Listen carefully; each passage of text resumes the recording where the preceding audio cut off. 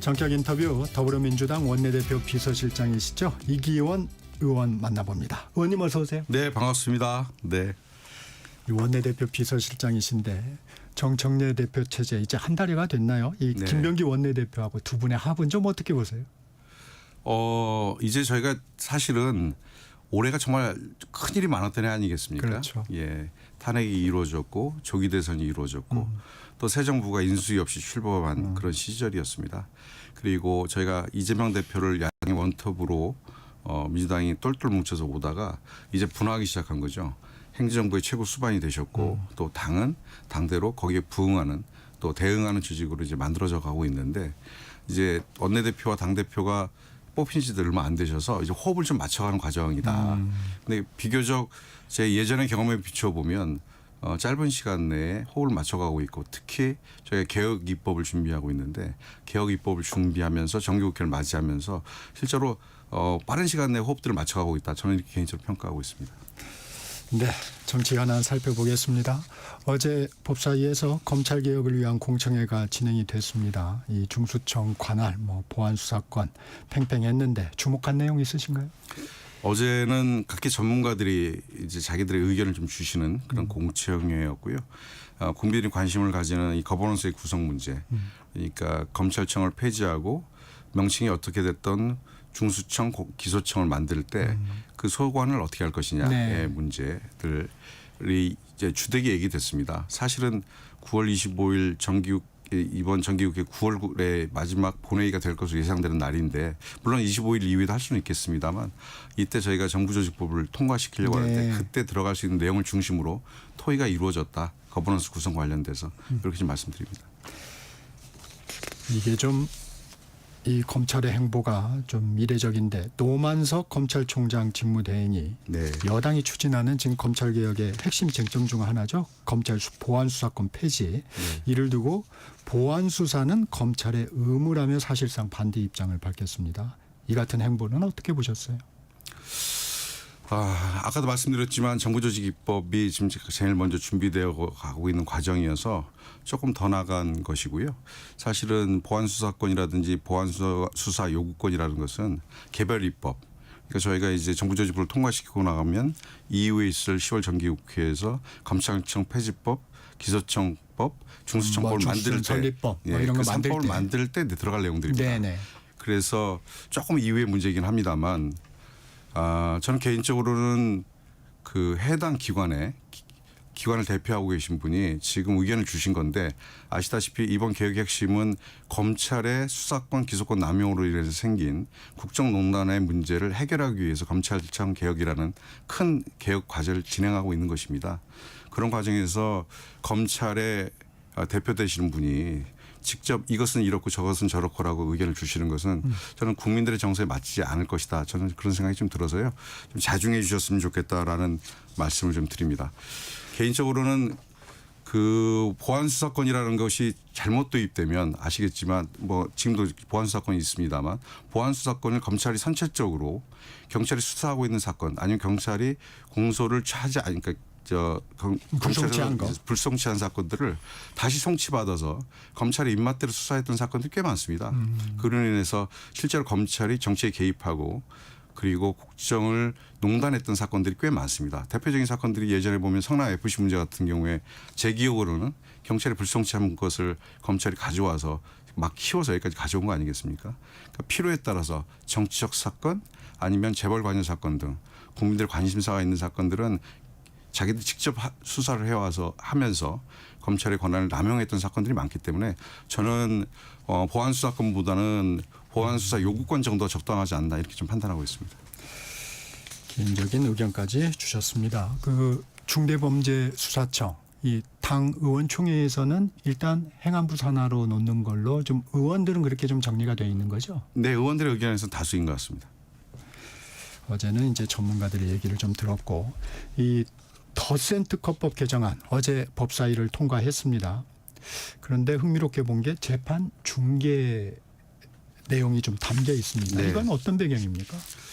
내란을 담당하고 있는 사법부의 재판부가 사실은 그 공개되지 않음을 전제로 해서 굉장히 재판을 늦춰가고 있다는 느낌을 지울 수가 없습니다. 특히 주기현 재판부가 지금 내란 재판을 담당하고 있는데 예전에 박근혜 대통령의 재판을 보면 거의 2.2일에 한 번씩 재판이 열립니다. 네. 그런데 지금 주기현 재판부는 이 내란 사건을 8일에서 9일에 한 번 정도밖에 열고 있지 않아요. 굉장히 좀 늘어지고 있습니다. 정말 국민적 관심이 대단했던 재판이고 박근혜 대통령의 재판은 뇌물수수에 관련된 재판이었고 이것은 내란 사건에 대한 재판으로 범죄 혐의가 훨씬 더 중함에도 불구하고 실제 재판은 굉장히 늦춰지고 있습니다. 국민들이 의혹을 가질 수 있고요. 그래서 실제로 이렇게 재판을 특정 재판부의 판단에 따라서 임의로 늦추는 것이 아니라 국민들이 직접 보고 판단할 수 있을 만큼 재판의 속도를 좀 강화해야 된다라는 의견을 좀 드립니다. 저는 주기현 재판부가 이 사건을 언제까지 끌어가려고 하는지 모르겠는데 지금 국민들의 관심에 비해서 굉장히 지금 재판의 형태가 늘어지고 있다는 생각이 듭니다. 특히 윤석열이 지금 불출석하고 있지 않습니까? 이것에 대해서도 재판부가 기타의 어떤 행위들을 취하고 있지 않은 것은 국민들이 보기엔 좀 이해하기 어렵다 이렇게 보고 있습니다. 공개 여부에 대해서는 조금 대법원, 법원, 행정처도 좀 우려를 표시하더라고요. 네, 그럴 수 있습니다. 공개가 적절한가요? 다시 말씀드립니다만 주기현 재판부가 국민적 의혹을 받고 있습니다. 재판을 신속하게 처리하지 않고 지연하려고 하는 의도가 있는 것이 아닌가라는 판단이 있기 때문에 재판의 속도를 높이기 위해서라도 공개가 필요할 것으로 보여집니다. 김병기 원내대표 내란 재판부 필요하다고 생각한다 라고 말하면서 처리 시간 특정은 부적절하다 이렇게 얘기를 했습니다. 내란 전담 재판부를 추진하되 시기는 좀 유동적이다 이런 얘기인가요? 내란 재판부는 이제 지금 검토 단계에 있는 거죠. 예. 법사위에서도 이제 일단은 검토에 들어가 있는 것이고요. 일단 당 차원에서 상정이 돼 있는 거죠. 네, 상정은 돼 있더라고요. 네. 당 차원에서 공식적으로 내란 재판부 관련돼서 논의를 공식화한 적은 아직은 없습니다. 정청래 대표도 보니까 내란 전담 재판부 네. 이렇게 얘기를 하던데 이게 이제 내란 특별 재판부와 좀 이 단어의 차이가 있는 건가요? 어감의 차이가 있을 것 같고요. 이제 법안이 이제 아직 이제 정확하게 확정이 되지 않았습니다만 특별재판부의 경우에는 오해하면 사법부로부터 완전히 독립되어 있는 그래서 지금 특검과 비슷한 형태의 재판부를 이렇게 바라볼 수도 있고 내란 전담 재판부라고 하는 것은 지금 중앙지검에 한 30개 정도의 그 재판부가 있지 않습니까? 저는 그렇게 듣고 있는데 내란 전담, 그러니까 주기현 재판부가 지금 사실은 내란 재판 말고도 여러 가지 재판을 네, 같이 그렇죠. 진행하고 있습니다. 네. 사실은 서해 사건도 지금 진행하고 있고요. 그런데 이 국민적 관심이 큰 이 내란 재판을 전담할 수 있는 별도의 재판부를 두어야 한다라는 내용도 그런 의미도 있다 이렇게 말씀드립니다. 그 윤석열 전 대통령의 체포영장 집행 과정의 CCTV 네. 이건 공개하지 않기로 당에서 좀 정리가 된 건가요? 아니면 지금 아닙니다. 논의 중인 네, 건가요? 아닙니다. 이건 법사위에서 논의하고 있는 내용이고요. 네. 법사위의 판단이죠. 법사위에서 이미 한번 자기들 가서 열람을 한 것이고요. 아마 지금 검찰 관련된 공청회들로 좀 바쁜데 좀 정리가 되고 나면 이 CCTV에 대해서 어떻게 처리할지를 결정할 것 같습니다. 전현희 최고위원은 저희 프로그램에 나와서 일단 좀 신중한 입장이라는 얘기를 예. 하더라고요. 좀 사실은 뭐 보신 분들 판단이 네. 이거 공개하면 대단히 국격이 무죄가 되지 않을까라고 하는 걱정하시는 분들이 굉장히 많더라고요. 예. 네. 이 의원님이 국회 정보위 소식인데 이 얘기도 좀 궁금합니다. 국정원 보고를 받은 민주당 이재명 대통령 피습 사건 관련해서 이게 의도적으로 축소하거나 대북 송금 사건도 덮어씌우려고 했다고 이제 민주당에서는 주장하고 있는데 이게 어떤 내용인가요?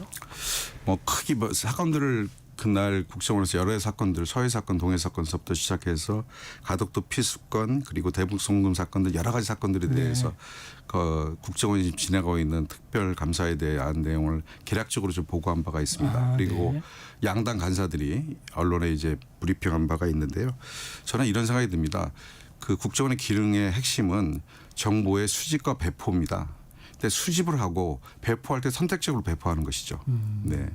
이 재판부에 대해 제출한 자료들에 있어서도 특히 대북 송금 같은 경우에는 쌍방울이라는 기업이 이재명 경기도지사의 방북을 돕기 위해서 북한과 접촉을 시작했다라고 하는 것인데 이러한 자료도 있지만 실제로 다른 자료들이 있었습니다. 그런데 쌍방울이 이미 북한과 여러 사업을 같이 도모했고 그리고 대북 사업을 매개로 해서 증시 부양을 하려고 했던 의도가 분명했던 그런 기록들과 문서들이 있는데 이 문서들은 제출하지 않은 겁니다. 그러니까 선택적으로 문서를 제출함으로 해서 재판에 영향을 미치고 이게 이재명 죽이기에 국정원이 일정하게 개입한 정황이 있다. 저는 이렇게 판단하고 있습니다. 가덕도 피습 사건도 마찬가지고요. 비습 사건도. 피습 사건 같은 경우에는 사실은 국정원이 수사권이 없습니다. 그러다 보니까 경찰이 1차 수사를 했는데 경찰에서 핏자국 지우고 셔츠 없애고 이런 과정이 진행되고 그로부터 이제 피의자가 유죄 판결을 받고 3심까지 끝났는데 이 최근 탄핵이 진행되는 2025년 4월에 그제서야 그 몇 년 전에 있었던 사건에 2년 전에 있었던 사건에 대해서 이거 다시 한번 보자라고 해서 국정원 기조실과 그리고 김삼민 법률특보에게 이 사건에 대한 검토를 요청합니다. 근데 두 의견이 달랐던 거죠. 네. 여기서 보면 김상민 법률특보라는 사람이 이것은 테러 사건으로 볼 수 없으며 테러 사건으로 지정해봤자 실익이 없다라는 판단을 한 것 같고요. 이게 이제 이 김상민이라는 사람이 워낙 유명한 분이어서 이번에 지금 공천 개입의 그 대상자죠. 당사자죠. 네. 네. 창원에. 네. 그리고 본부인 기조실에서는 이것은 테러 사건으로 의율할 수 있었는데 테러 사건으로 의율하지 못한 측면이 있다라고 분명히 자기들이 인정을 합니다. 네. 의원님이 보시기에 이게 배후가 있다고 보세요? 그것은 이제 재판부에서 1, 2, 3심 나왔기 때문에 제가 직접 말씀드리긴 어렵습니다만 개인의 살인미수 사건으로 이렇게 범죄를 의율해서 수사했기 때문에 그 뒷 배경에 대한 충분한 수사가 이루어지지 않고 재판이 끝난 측면이 저는 있다고 생각합니다. 테러의 개념을 보면 국가 기관의 기능을 마비시킬 의도로 벌여지는 살인, 폭력 등 기타 행위를 테러로 지금 지정하고 있는데 그 당시에 이재명 대표는 야당의 국회를 이루고 있는 주요 구성원인 야당의 제1야당의 대표셨습니다. 이분에 대한 살인을 전제로 한 테러 행위가 실제로는 그냥 어떤 나이든 노인의 커터칼로 잠시 이루어진 살인 미수행위로 이렇게 의율된 것은 충분한 법정이 되지 않았다 이렇게 보여집니다. 진상규명 필요하다고 보세요? 네, 필요합니다. 네. 이 국회 차원의 조사 그러면 추진하시나요? 국정원에서는 9월 30일 날 지금 이제 1차 보고를 한 것이고요. 네. 국회 이제 2차 보고를 하겠다는 것인데 그러고 나면 그 결과에 따라서 필요하다면 추가 조사를 전 해야 된다 이렇게 생각하고 있습니다. 정기국회 얘기도 해보겠습니다. 정기국회 예산국회이기도 한데 이재명 정부의 첫 예산안 국민의힘과 개혁신당에서는 이렇게 얘기합니다. 지방선거용 포퓰리즘이다. 빛의 혁명이 아닌 비제의 혁명이다. 이렇게 혹평을 했는데 어떻게 평가하십니까? 정말 윤석열 정부 3년 동안 민생 경제 정말 어려웠습니다. 예. 오히려 더 이념에 치중한 윤석열 정부에서 국민들의 삶은 버림받았다고 생각합니다.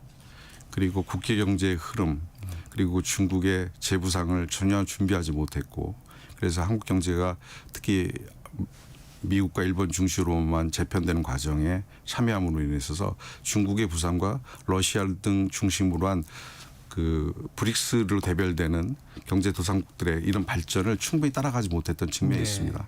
경제 성장률 굉장히 낮았고요. 저는 이 문제에 대해서 저희가 사실은 특단의 대책을 만들었다 이렇게 봅니다. 내년도 예산안을 보면 약 8% 정도 증액된 예산입니다. 물론 정부의 재정이 좀 어려운 건 사실입니다. 하지만 국가 재정을 통해서라도 국민들의 삶을 다시 한번 도약시키고 경제 성장률을 끌어올리는 것은 이재명 정부가 국민들에게 부여받은 정말로 중요한 의무다 이렇게 생각합니다. 이 특검의 국민의힘 원내대표실 압수수색 일단 국민의힘이 최소한의 증거만 임의 제출 형식으로 특검에 전달하면서 마무리가 됐습니다. 연좌농성까지 했는데 이 부분 좀 어떻게 보셨습니까? 이 특검은 아시다시피 법률에 의해서 독립성을 부여받은 수사기관입니다. 특검의 행위에 대해서 대통령도 집권 여당도 왈가왈부할 수 없죠. 특검이 국민의힘의 압수수색을 진행한 것은 지난 내란 사건에서 국민의힘의 일부 지도부가 계엄 해전을 막으려고 하는 의도를 분명히 보였다라고 특검은 의심하고 있는 것 같습니다.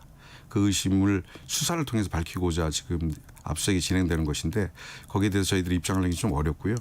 다만 국민의힘 의원들이 이것을 가지고 정치 공세를 취하고 있는 것에 대해서는 우려를 좀 표합니다. 정치 공세다. 네. 네. 이 국민의힘 나경원 의원 주장도 좀 살펴보겠습니다. 민주당이 내란 공범이라는 주장을 내놨습니다. 민주당 김민석 국무총리가 계엄 몇 달 전부터 계엄을 운운했다. 이러면서 계엄을 알고도 방조한 것 아니냐 이렇게 주장했는데 어떤 말씀 주시겠습니까? 적반하장이죠. 국민들이 판단하실 거라고 생각하고요.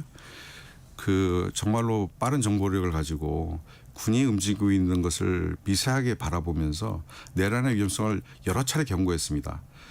국회 국방에서도 경고가 있었고 솔직히 말씀드리면 정부에서도 경고가 있었는데 그런 경고에 대해서 국민의힘 의원들은 정말 뭐 말도 안 되는 얘기다 이렇게 계속 주장했던 거 아니겠습니까? 21세기 대명천지에 군의 계엄이 가능한 얘기냐라고 얘기했던 분들이 그분들입니다. 그분들이 실제 계엄이 일어났는데 그것의 위험성을 경고했던 그 당시에 야당 의원들에게 내란의 공범이다 이렇게 주장하는 것은 정말 적반하장을 넘어서 파렴치죠. 네. 이런 상황으로 여야 대치가 지금 극단으로 치닫고 있는데 대통령과 여야 지도부 회동 물밑에서 조율은 되고 있습니까? 네, 조율하고 있는 것으로 알고 있습니다. 네. 의제와 시기가 좀 남아 있는 문제인데 물론 이제 정치적으로 압색이 이제 진행되면서 국민의힘이 좀 격앙되어 있는 상태에서 조금 더 시간은 필요하다고 느껴집니다만 이재명 대통령의 의지가 워낙 강하십니다. 그래서 의제와 형식, 시기의 문제만 정리되면 곧 이제 시작될 것이다 이렇게 보고 있습니다. 언론이 너무 부각하는 것 같기도 한데 이 악수 문제 여야 대표 좀 돌파구는 없을까요? 국민적 여망이 있다고 생각합니다. 이제 새 정부 출범하고 이제 얼마 안 됐고 이제 100일이 다가오지 않습니까? 과정에서 여야가 새롭게 지도부들이 이제 준비가 됐는데 국민들이 바라보는 무너진 민생 경제를 일으키고 그리고 내단으로 파괴된 헌정질서를 새롭게 만들어야 된다라고 하는 국민적 요구가 결국 정당에서 실현돼야 된다고 생각합니다. 그 문제는 비단 여당의 민주당뿐만 아니라 국민의힘이 내란의 일정에 관여되어 있습니다만 국민의힘이 분명히 윤석열로부터 독립하고 그리고 새로운 국가 질서를 만들어가는데 저는 협조해야 된다 이렇게 생각합니다. 법사위는 좀 어떻게 보고 계세요? 네, 법사위도 위원장이 새로 오셨고요. 네. 또 야당 간사도 바뀌는 과정에서 일정한 진통이 있는데 사실은 국민의힘에서 법사위 구성 관련돼서 특히 간사 구성의 임명 관련돼서 좀 거친 게 아니었나라는 생각을 저는 개인적으로 합니다. 이 간사는 원래 관행적으로 좀 선임해 줬던 거 아닌가요? 선임해 줬죠. 관행이기도 하지만 간사 선임 관련돼서도 협의가 필요한 것이라고 저는 생각합니다. 네. 그러면 곧 진행이 되는 겁니까? 아니면 선임을 못 하겠다는 건가요?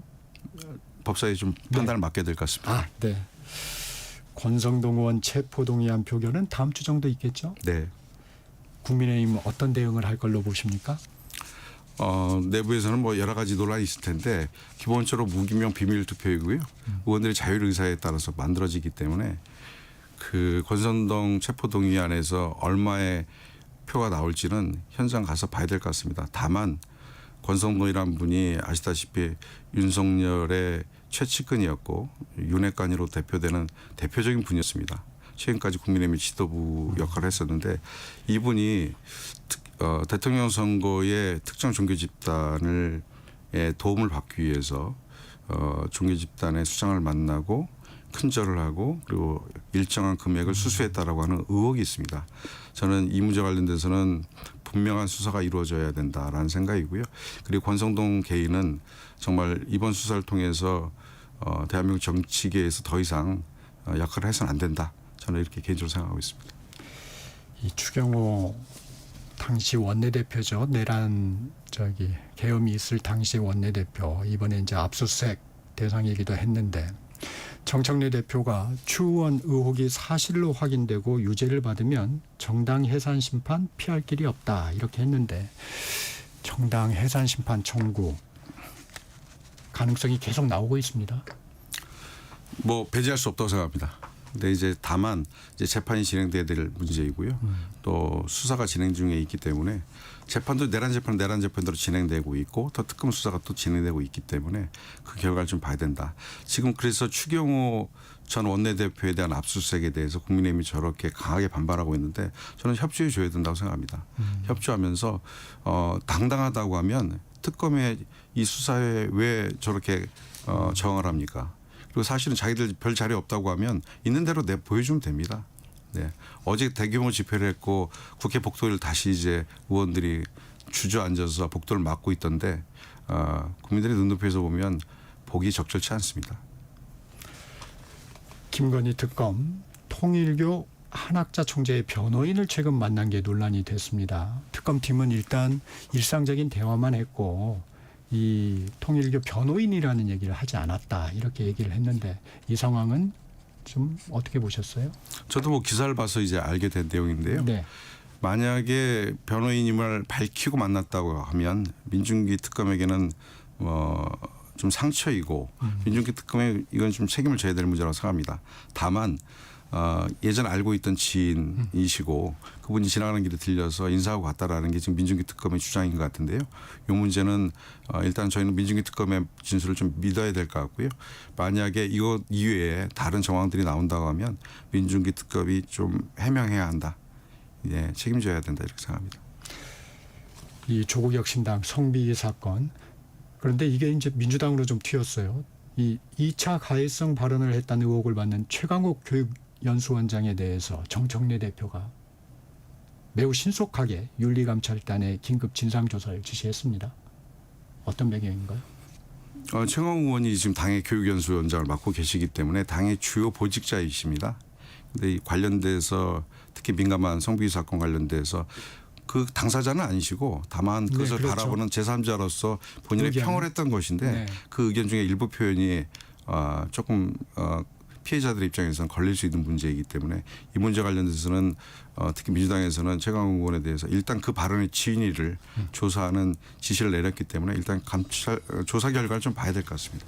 네. 네, 여기까지 듣겠습니다. 지금까지 더불어민주당 원내대표 비서실장 이기헌 의원이었습니다. 고맙습니다. 고맙습니다.